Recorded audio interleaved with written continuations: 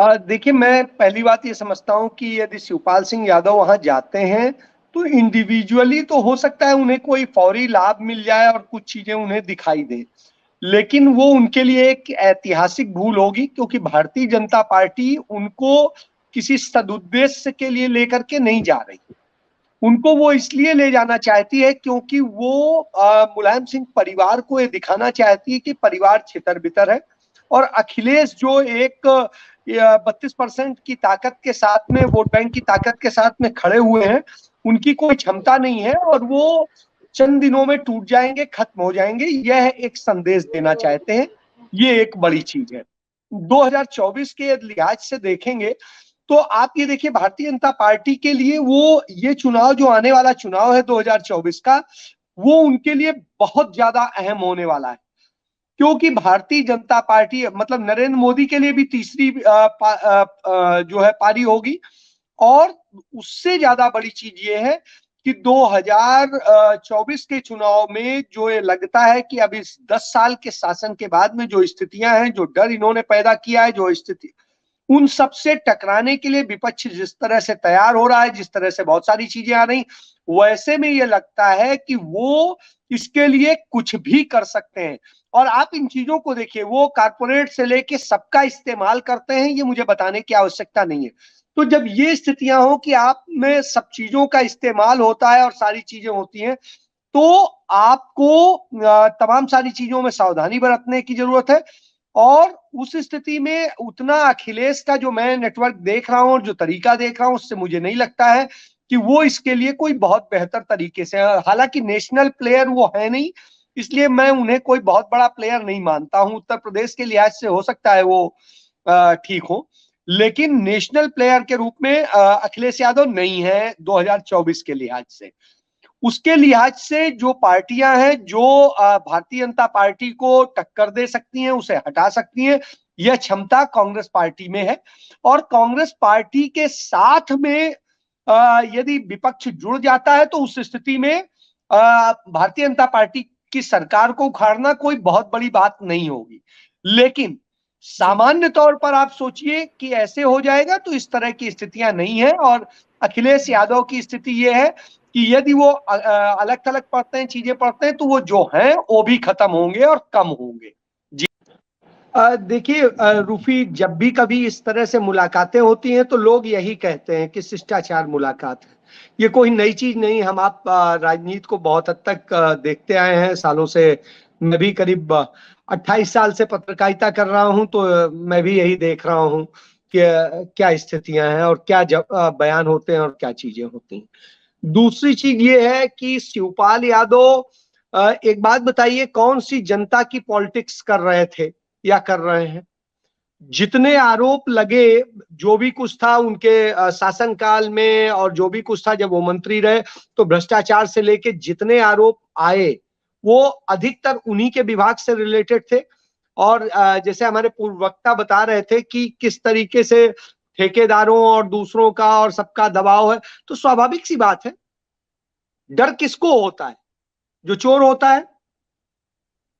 हमारे आपके पास कुछ नहीं है तो आइए हमारे घर पे, चाहे जिस जगह आके आप जो चेक कर लीजिए। भाई दो चार चीजों का ठीक है, आप हमला कर दोगे, ये कर दोगे, वो कर दोगे। यदि आप जनता के लिए लड़ने निकले हैं तो आप डर किस बात के लिए रहे? आपको किस बात के लिए क्या चाहिए? तो असल में अब राजनीति वो तो भूल जाइए कि वो जो जनता की राजनीति होती थी, अब तो राजनीति सुविधा की होती है। और चूंकि सुविधा की होती है तो इस दृष्टिकोण से आप समझिए, अखिलेश यादव ने आपको एक जगह दी, दोबारा वापस मौका दिया कि आप पार्टी के साथ जुड़ करके और काम शुरू कीजिए, हम आपके साथ में। लेकिन आप एक चीज देखिए, ये बार बार सवाल उनकी सत्यनिष्ठा पर उठता रहा। क्यों उठता रहा? तो वो सत्यनिष्ठा अपनी प्रमाणित नहीं कर सके, यह एक सबसे बड़ी बात। रही बात सम्मान नहीं मिला, इसमें कहीं कोई दो राय नहीं है। जो सम्मान के वो हकदार थे वो अखिलेश ने उन्हें नहीं दिया है। अब क्यों नहीं दिया है, क्या कारण है, ये उनके परिवार का मसला है, ये सार्वजनिक मसला नहीं है, इसलिए इस पर मैं बात नहीं करूंगा। लेकिन मैं उन दिनों बताता हूं कि 2017 के चुनाव के दौरान मैं हिंदुस्तान का संपादक था आगरा में। आगरा और अलीगढ़ दोनों यूनिट्स का था। तो इत्तेफाक से ये सारा क्षेत्र पूरा इनका हमारे पास आता था। तो उस दौरान मैंने खुद देखा है बहुत सारी चीजों को कि किस तरह की स्थितियां थी और क्या था। तब अपने दामाद को तमिलनाडु से जो उत्तर प्रदेश कैडर कराने के लिए वो क्या क्या करने गए थे, और ऐन चुनाव के वक्त पर ही जो है थोड़ा सा पहले आप देखिए कि नरेंद्र मोदी ने उनको यूपी कैडर अलॉट किया था एज ए स्पेशल केस। तो आप उन सारी बातों को क्यों भूल जाते हैं कि किसने किसने क्या क्या पारितोषिक लिए हैं। तो स्थितियां ये है कि आप जनता की बात यदि करिए तो आप बताइए कि इस समय देश पूरा महंगाई से जूझ रहा है, तमाम संकट से जूझ रहा है। कौन सी पार्टी है कांग्रेस को छोड़ के जो सड़कों पे उतरी है और आंदोलन कर रही है? अभी तो कोई नहीं। क्या आप विपक्ष में नहीं है? क्या प्रदेश के लोग संकट से नहीं जूझ रहे हैं? क्या बेरोजगारी से नहीं जूझ रहे हैं? क्या भुखमरी से नहीं जूझ रहे हैं? क्या उत्तर प्रदेश के लोगों को 15 करोड़ लोगों को 5 किलो 10 किलो जो भी अनाज है उस पर नहीं जीना पड़ रहा है? तो आप समझिए, जब देश की यह स्थिति हो, देश के बजट बिगड़े हो, दूसरी तमाम सारी चीजें सामने हो, तो विपक्ष कहां है? हम गले मिल लेना विपक्ष है? हम शिष्टाचार कर लेना विपक्ष है? तो विपक्ष की भूमिका में यदि आप नजर नहीं आते हैं, जब चाइना घुसपैठ करता है तो कोई नहीं बोलता है, जब और बहुत सारी घटनाएं होती हैं तो नहीं बोलते हैं, जब मुसलमानों पर हमले हो रहे होते हैं तो उत्तर प्रदेश की सबसे बड़ी विपक्षी पार्टी होने के बावजूद अखिलेश यादव के मुंह से आवाज नहीं निकलती। आप देखिए, जब दलितों पे हमले हो रहे होते हैं तो अखिलेश यादव के मुंह से आवाज नहीं निकलती है। उस समय कौन लड़ रहा होता है? प्रियंका गांधी, राहुल गांधी वही बोल रहे होते हैं। जब एनआरसी और सीए का आंदोलन चल रहा होता है, कहां होते हैं अखिलेश यादव? तब भी कांग्रेस ही दिखाई देती है। तो आप एक चीज देखिए कि जब भी जितने मुद्दे होते हैं उन पर कहां आप दिखाई देते हैं? आप तो कमोबेश कुछ जाति और कुछ धर्म के जो एक आपने गुलदस्ता बनाया उससे इर्द गिर्द आप निकल ही नहीं पाते हैं। और जब आपको लगता है कि आपको मुफीद है तो आप ब्राह्मण सम्मेलन भी करते हैं। तो कहां दिखाई देते हैं? तो आप इन सारे मुद्दों को देखेंगे ना, उस समय शिवपाल नजर आते हैं, ना अखिलेश नजर आते हैं, ना मायावती नजर आती हैं। तो इन स्थितियों को जब देखिए तो लगता है कि आप कहां की किस बात की राजनीति कर रहे हैं, कौन से आप विपक्ष हैं। इसका मतलब है आप लोग डरे हुए लोग हैं, और डरे हुए लोग क्या राजनीति करेंगे और कितनी देर करेंगे? तो पार्टी की प्रतिबद्धताएं कुछ भी हो सकती हैं, लेकिन एक चीज समझ लीजिए, मैंने जितना देखा था मुलायम सिंह यादव कम से कम मुद्दों पे बोलते थे, मुखर होते थे जब वो सक्रिय थे, और एक एक मुद्दे पर बोलते थे, नेशनल और इंटरनेशनल तक पे बोलते थे। हालांकि उन्हें इंटरनेशनल की समझ नहीं थी, लेकिन फिर भी बोलते थे। लेकिन उनके साथ समझदार लोग होते थे। अखिलेश ने अपना एक कॉरिडोर बना रखा है, उसके अंदर ही वो सीमित रहते हैं। उस किचन कैबिनेट से ऊपर वो चर्चा नहीं कर पाते हैं। उनके नेताओं पे हमले होते हैं एमएलसी चुनाव के दौरान, वो उनके पास नहीं जा पाते हैं। तो इन सभी स्थितियों में आप देखिए, जनता ने उन्हें भरपूर सपोर्ट दिया। इतना सपोर्ट उनके पिता को भी नहीं मिला था। लेकिन इसके बावजूद आप मेच्योर नहीं कर पाए, आप उतना यकीन नहीं दिला पाए लोगों को। भाई आप एक चीज समझिए, ब्राह्मण कम्युनिटी के तमाम सारे लोगों से मेरी बात हो रही थी। मैं कह रहा था कि नहीं, एक अच्छी पॉलिटिक्स कर रहे हैं और मुझे लगता है एक मौका देना चाहिए और करना चाहिए। तो मुझे एक चीज, लोग एक सवाल मुझसे पूछ देते हैं, भैया एक बात बताओ कि चलिए यहां पे यदि हमारे साथ इस तरह हो रहा है तो वहां नहीं होगा, इसकी क्या गारंटी है? वो तो और ज्यादा करते रहे, उनका तो इतिहास बताता है कि वो यही करते रहे।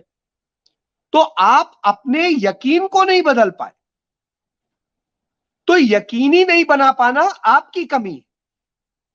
तो इन सारी मसलों को देखेंगे तो आप ये समझ लीजिए कि शिवपाल यादव अपनी सुविधा की राजनीति कर रहे हैं, अपने बचाव की राजनीति कर रहे हैं और अपने परिवार की राजनीति कर रहे हैं। अखिलेश यादव ने थोड़ा कैनवास बड़ा किया था, वो अभी समग्र में पहुंचे थे और पहुंच रहे थे। लेकिन उनको ये जरूरत थी कि लोगों को जोड़ के रखें और कितना कैसे उसको आगे बढ़ाया जाए, जनता के मुद्दों पर लड़ा जाए और उस पर आगे बढ़ा जाए। लेकिन जब से वो चुनाव हारे हैं, तो जैसे कोप भवन में रानियां लेट जाती थी, वैसे आप लेट गए। तो कमोवेश आपको निकल के संघर्ष का चेहरा दिखाना चाहिए था, आपको दिखाना चाहिए था कि आप जनता के लीडर हैं। आप याद करिए, जब लखीमपुर खीरी में चढ़ा दी गई थी जीप और किसानों को मार दिया गया था, अखिलेश यादव घर से नहीं निकले रात भर। दोपहर वो तब निकले जब पूरा मीडिया वहां जमा हो गया था, और उसके बाद में घर के गेट पर ही कहा कि हाँ साहब, हमें रोक दिया गया है, पुलिस आगे नहीं बढ़ने दे रही। प्रियंका गांधी दिल्ली से आई और रात को ही वहां के लिए चल दी, और लड़ते भिड़ते जैसे भी हो सीतापुर तक पहुंची, लखीमपुर के बॉर्डर तक पहुंच गई। वहां वो अरेस्ट हुई, सीतापुर में 3 दिन अरेस्ट रही, लेकिन कम से कम उन्होंने संदेश तो दिया कि हम लड़ना जानते हैं। भले उनकी पार्टी कोई सीट ना लाई हो, मैं कहता हूं जो आई है वो भी ना आती, लेकिन कम से कम उन्होंने विपक्ष का चेहरा दिखाया।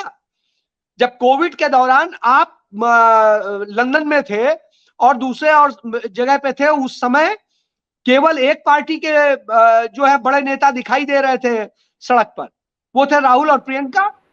उसके अलावा आप बताइए ना मुझे, एक भी बता दीजिए चेहरा। जब हाथरस में उस दलित बच्ची के साथ में जो विभत्स घटना हुई, या उन्नाव की घटना हुई, या जो आदिवासी मारे गए सोनभद्र में, या और दूसरी तमाम सारी घटनाएं हैं, तो उन घटनाओं में कहां पर मौके पर गए, आप बता दीजिए मुझे। जो उसके बाद में चुनाव के दौर में जब इलाहाबाद में हुई, दूसरी और जगह पे हुई, आगरा में घटना हुई, आप कहां गए? एक भी सिंगल जगह पे आप नहीं गए जी। तो ये आपको, और वहां कौन गया? प्रियंका गांधी। तो क्या प्रियंका गांधी जो एक नेशनल उस परिवार से आती है, उनकी ठेकेदारी है? उत्तर प्रदेश की राजनीति तो आप करते हैं, सबसे बड़े स्टेक होल्डर आप हैं, और जब सबसे बड़े स्टेक होल्डर हैं विपक्ष के, तो आपकी जिम्मेदारी बनती है। तो आप ये समझिए कि कोई भी ये जनता की राजनीति नहीं कर रहे हैं, ये अपने परिवार की, अपने बचाव की राजनीति कर रहे हैं। यदि लड़ाई इस दृष्टिकोण से देखेंगे तो सिर्फ 2 के बीच में है, भाजपा और कांग्रेस। शेष जो है सब अपने अपने फायदे की राजनीति कर रहे हैं, और वही नजर आता है। और ये इतिहास से लेके अब तक की बात कह रहा हूं, और इसके सारे प्रमाण मौजूद। और आप हमसे जुड़े रहने के लिए सब्सक्राइब करें YouTube पर, फॉलो करें Twitter पर और लाइक करें Facebook पर। और ज्यादा जानकारी के लिए आपको टाइप करना होगा सिर्फ न्यूज़ नशा।